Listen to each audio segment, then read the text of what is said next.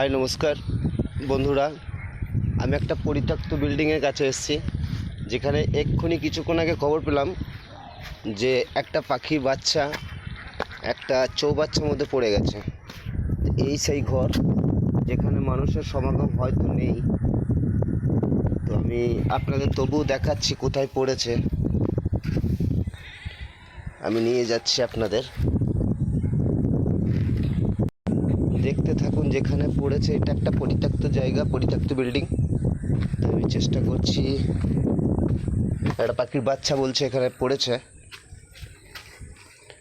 তো যদি পারি তাকে চেষ্টা করে, এটার মধ্যে পড়েছে বলছে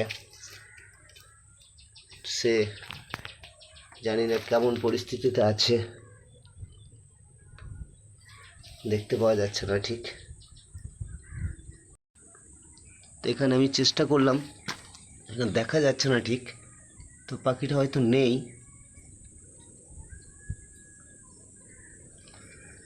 এইসব জায়গাগুলো খুবই রিস্ক, এইসব পরিত্যক্ত জায়গাগুলো দেখতে হয়।